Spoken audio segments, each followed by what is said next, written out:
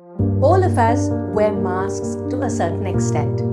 While some of us can still separate ourselves from the masks we wear from time to time and continue to have engaging, authentic relationships, many of us struggle with being authentic. In the race to keep up appearances, many of us sacrifice who we truly are for the image we are projecting, which is our mask. Now you might ask, what does it mean to be authentic?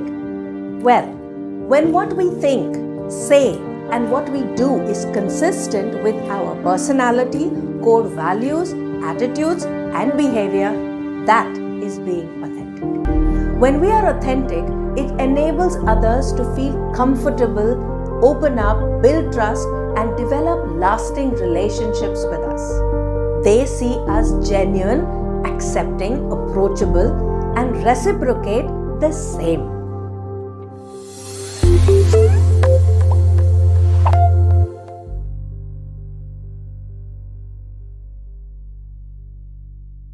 Hello and welcome back. You are watching our series on Building Grit by The Catalyst. This is episode 6, Being Authentic. If you like our work and want to motivate us to make more videos, subscribe to our channel, The Catalyst, to receive regular updates. So, why do we wear masks? Well, it could stem from a fear of being left out or turned down, fear of societal disapproval, fear of being judged, low self-esteem, or not being comfortable with myself. So I try to fit into a mold by wearing a mask based on what people think or expect out of me in that situation. I begin to live my life constantly seeking people's approval, and my behavior keeps changing in order to please them. My need to be liked is stronger than my need to be who I am. This makes me fake and completely inconsistent in my behavior. My life is now a facade, totally based on what people or society thinks.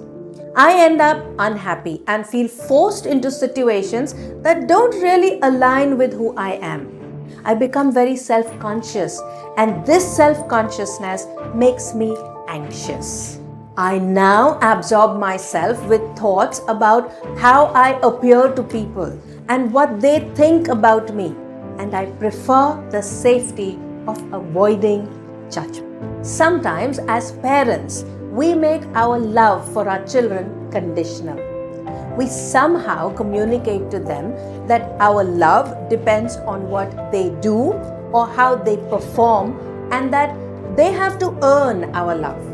This critical side translates into that little voice in their heads that constantly criticizes them and pulls them down. Unconditional love is very important for a child, and love should not depend on them excelling in school, sports, or being well behaved. Withholding love should never be exercised, as it is very damaging to their well-being and development.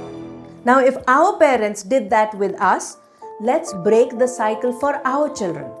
Raise them to be authentic and true to themselves and not be looking out to constantly please us. You may have heard this before. The people we surround ourselves with impact our well-being. Let's stop and reflect. Am I surrounded by people that contribute to my unhappiness, negativity, and anger?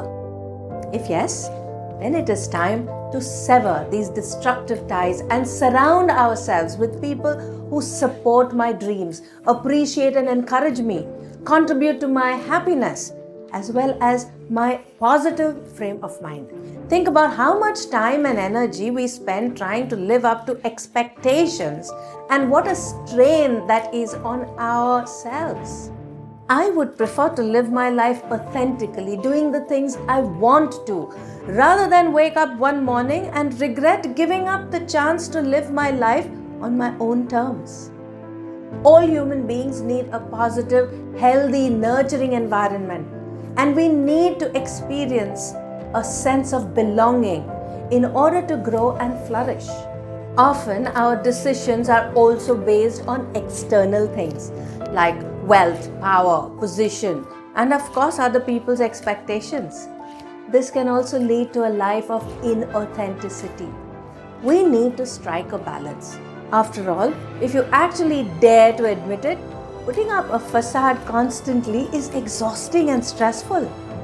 It also damages us physically and mentally. Now, although people will always have an opinion on how I should live my life, the truth is that these very people don't really care about me.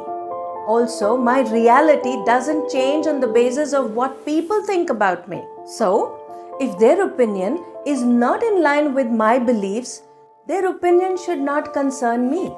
I can refuse to let it in and bother me.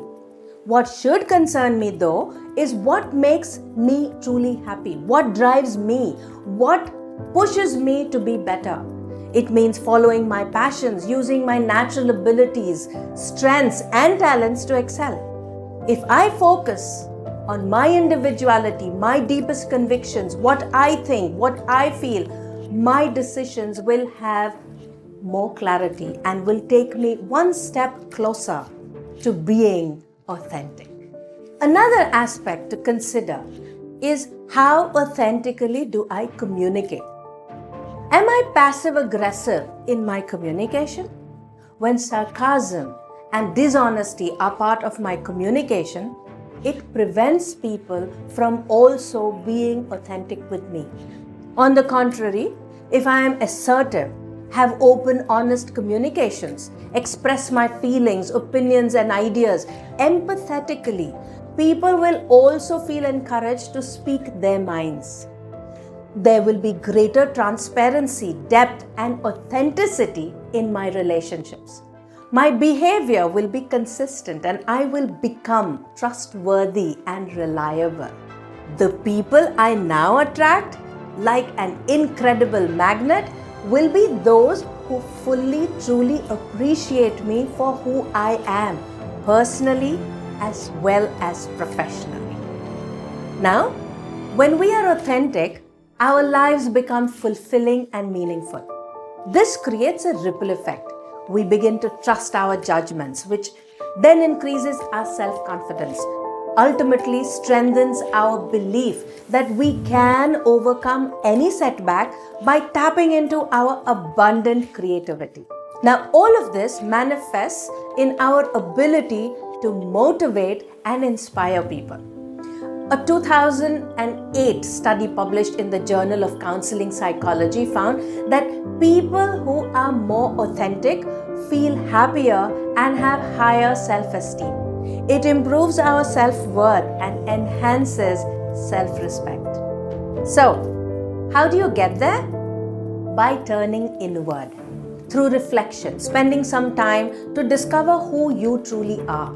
Through introspection. You then embrace and accept the person you discover unapologetically. Find your inner voice, listen to your hopes and dreams.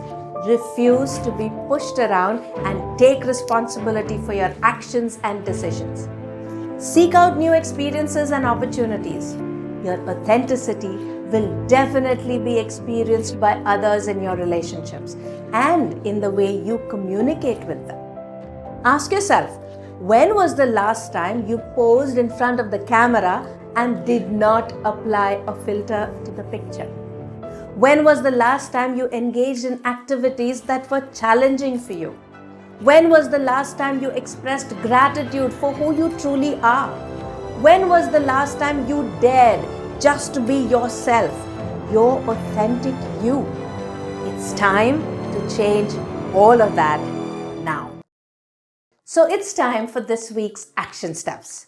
This week's action steps are adapted from Tegan Trovato, a global talent expert and founder of Workplace Forward.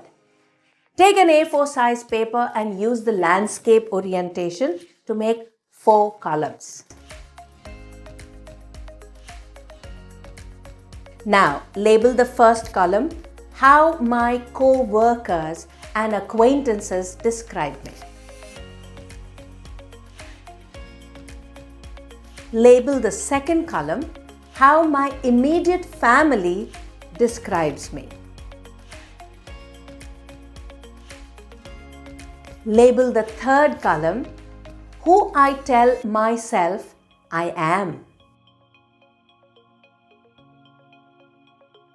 Label the last column, who I am afraid to tell myself I am.